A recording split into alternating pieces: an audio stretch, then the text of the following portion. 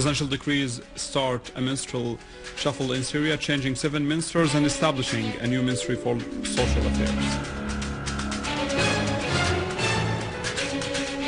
Turkey says Russia will confront any attempt by the Syrian opposition to delegate envoys to the UN. Syrian army units advance in Hama countryside and more weapons are seized.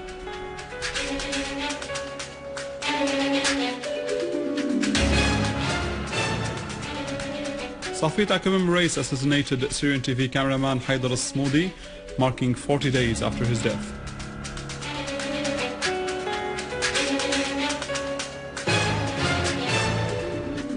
And Syrian expatriates in Sweden discuss the question of national dialogue and their role in it.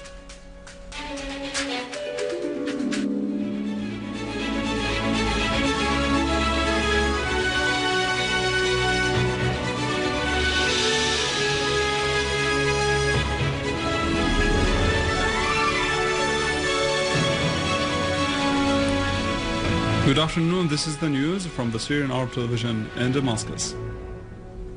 President Bashar al-Assad issues decree number 15 establishing 2 ministries. The first is the Ministry of Social Affairs and the second is the Ministry of Labor. President Assad also issued legislative decrees number 61 for 2013, naming Engineer Hossein Ferzat as Minister of Housing and Construction Development, Engineer Hossein Arnous as Minister of Public Works, Dr. Hassan Yazaji as Minister of Labor, Engineer Ahmed Al-Qadri as Minister of Agriculture and Agrarian Reform, Engineer Sulaiman Al-Abbas as Minister of Petroleum and Mineral Resources, Dr. Ismail as Finance Minister and Dr. Kinda Shammat as Minister of Social Affairs.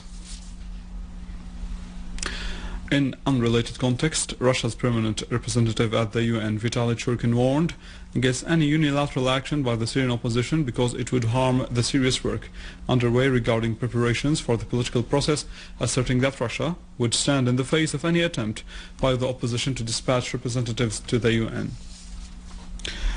Commenting on opening up offices for Doha opposition in New York, Churkin said that talk about getting benefit of opening these offices as they are close to the UN's headquarters with the aim of scoring political points is utterly rejected from an international perspective, concluding that his country would stand firm against such attempts.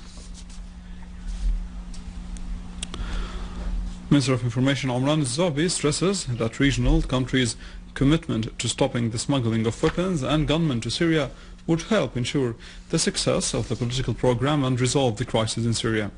More of Zobi's statements in the following. Information Minister Omran al-Zobi affirmed that the basic and final goal of the state is to restore security and stability, as well as going towards a more stable pattern which keeps up with the political pluralism as a true and serious concept. In an interview with the Syrian TV, al-Zobi said that regional countries' commitment to stopping the smuggling of weapons and gunmen to Syria would help ensure the success of the political program to resolve the crisis in Syria, and that the program would proceed as planned even if these countries don't commit to this. Minister of Information stressed that regional security is a singular and whole concept, and that if chaos spreads in the region, then no one will be safe from it. Al-Zobi said that there's not a single area in Syria where it's difficult to deliver relief, and that through the Syrian Arab Red Cross and the Higher Committee for Relief, the state is capable of delivering aid to the furthest point and to the people who need it, affirming that any talk to the contrary of this seeks to steal aid and politicize it. Al-Zobi said that dialogue in the preliminary stage must cover the widest possible spectrum of Syrians, stressing that Syria is heading towards a national dialogue conference and there's no turning back from that, voicing readiness to invite everyone, including coordinators and those who abandon weapons, to engage in dialogue and affirming that none of those who respond to this national call will be harmed. Members of the Syrian community in Sweden discussed the question of the Syrian national dialogue and the role of expatriates in making it a success. The participants affirmed keenness to play an effective role in this dialogue to restore security and stability to their country, Syria. They also stressed the necessity of halting all forms of foreign interference in Syria's internal affairs, expressing condemnation of the criminal acts carried out by the mercenary terrorists against the Syrian people. in the presence of officials, religious figures and public participation. A tribute ceremony was held marking 40 days after the assassination of cameraman Haidar Smoudi at the hands of an armed terrorist group. A closer look in the following. The memorial of the journalist Haidar al-Smoudi was held in the cultural center of Safita after 40 days of his martyrdom. This memorial ceremony was attended by religious, popular and official people. They all stressed that Syria will stay as the beating heart of the Arab world. We salute the spirit of Haidar Smoudi, as we all know that martyrs are immortal, and the martyrdom is the only power that can protect our country against the enemies.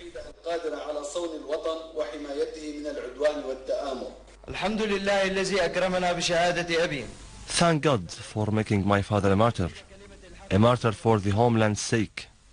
You have always been the shining sun of me, as you gave your soul for the dignity of our homeland.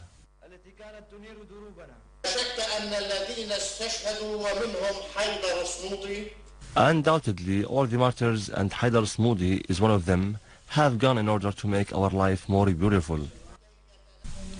They were honest with what they promised, sacrificing their blood and everything for their beloved homeland, Syria.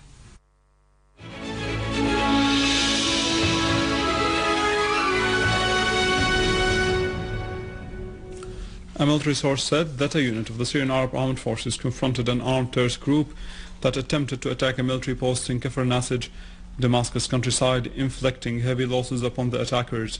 The source added that several terrorists were killed and many others were wounded, while their cars loaded with weapons and ammunition were destroyed. A unit from the Syrian Arab Army attacked terrorist groups affiliated to Al-Nusra Front in Kirnaz village to the north of Hama countryside.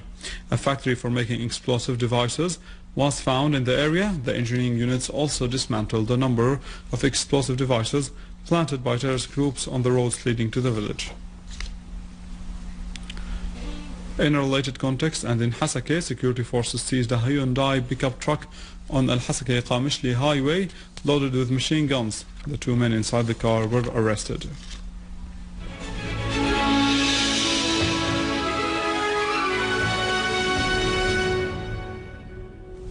Russia's permanent representative at NATO, Alexander Groshko, said that deploying Patriot missiles in Turkey upon its request contradicts the logic of finding solution to the crisis in Syria.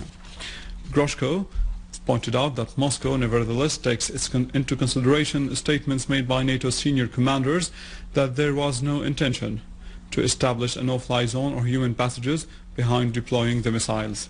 Groshko added that these missile systems would have no effect on Syria's airspace, voicing hope that pledges given would be unconditionally met. The Russian official concluded by saying that deploying Patriot missiles in Turkey is a step towards internationalizing the crisis in Syria, pointing out that Moscow does not rule out the possibility of more involvement by NATO in the Syrian crisis. U.S. Secretary of State John Kerry said that Washington is considering diplomatic steps to deal with the situation in Syria. In his first press statement since assuming his post, Agence France Presse quoted Kerry as saying that Washington is making an assessment of the situation to decide on what steps to take, diplomatic particularly, to reduce violence and to deal with the situation in the country. He added that there is too much killing and too much violence, and the U.S. wants to find a way forward, because it is a very complicated and dangerous situation. We have the same entrepreneurial spirit. In new evidence of foreign countries' involvement in the events in Syria, Dutch General Intelligence and Security Service Chief Rob Peterholle warned that scores of Dutch nationals are fighting alongside the gunmen in Syria and could return home after turning into fundamentalists. Abe quoted Peterholle as saying in a statement that the number of Dutch nationals heading to Syria is growing fast, adding he is concerned about their return to their country after fighting alongside the radical Islamic extremists in Syria. With this, we reach the end. With more details on our website www.syriaonline.sy. After the break, difficulties facing industrial establishments and steps to overcome the cement shortage with Vani in Economic News.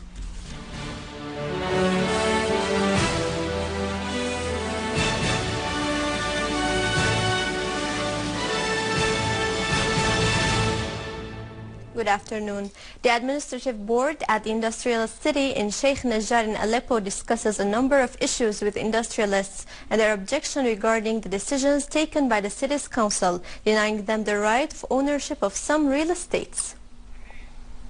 The administrative board of the industrial city of Sheikh Najjar in Aleppo discussed the situation of the investment planning and facilities in the industrial city, in addition to setting future plans and implementing them for the benefit of the manufacturers in these circumstances. All the participants have agreed that the plans were not implemented properly. The participants also discussed many issues concerning the manufacturers, such as postponing payments to suit the payment system for the manufacturers' circumstances, also granting them bonuses and exemptions to encourage them for the industrial and investing work in Aleppo. تأخير السادة الصناعيين وفق الظروف اللي عم نعيشها يعني وفق الظروف الراهنة.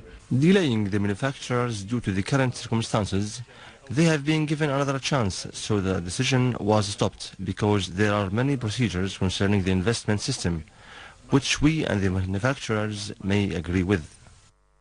During this meeting, a number of procedures was made to stimulate work in the industrial city. There were 15 items on the agenda. Some of these items were delayed, such as the investment of some lands that were postponed to the coming days. Also, some of the real demands by the manufacturers, such as investing in the basements of the facilities. So, we should allow the people to invest these facilities. Also, the most important issue was the issue of the electricity. We told the manager of the electricity, who was present at the meeting, to return the electricity back immediately and to list the debates of the manufacturers due to the living conditions of the facilities in general. The project director of the Livestock Development Department at the Ministry of Agriculture clarified that the modern technology is based on the introduction of planting small shrubs in the fields. These areas will be cultivated with barley and flour, as the plan will also focus on achieving a stable agriculture. The practical benefit of this technique is securing fodder without any additional impacts on the barley crops. It will also provide green fodder from other sources during the grazing season, and it will reduce feed costs. The ministry also intends to develop the herds by developing the fodder. The branch manager of the military housing establishment in Sueda Governorate, Engineer Amir Abu Zain al-Din, affirmed that the branch still manufactures cement for the projects and for the local market in the governorate. It has helped during the past months in providing the local market with cement with good quality and reasonable prices. This helped the projects to continue at the workshops because this has limited the cement price increase. The manager of Umran establishment in Latakia Governorate stressed that the establishment concentrates on selling cement, as this material is being delivered to all the governorate's sectors, adding that the direct sales is 5 tons, noting that the revenues of the Umran establishment branches were more than 196 million Syrian pounds of cement sales and other construction materials last year, and the profits exceeded 13 million Syrian pounds. Oil ended the week slightly low after expectations that the crude stocks are going to go up, which led to increasing the difference between the American crude price and the Brent price.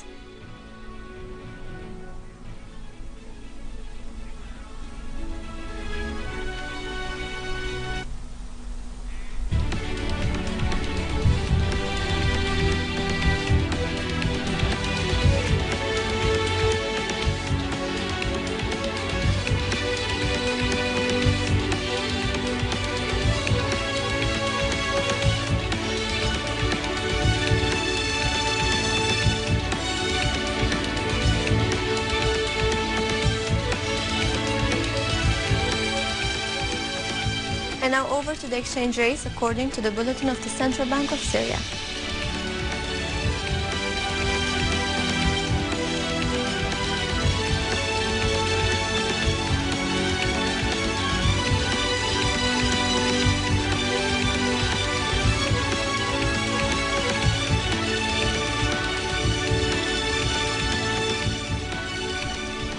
With this we conclude our news. Thank you for watching and goodbye.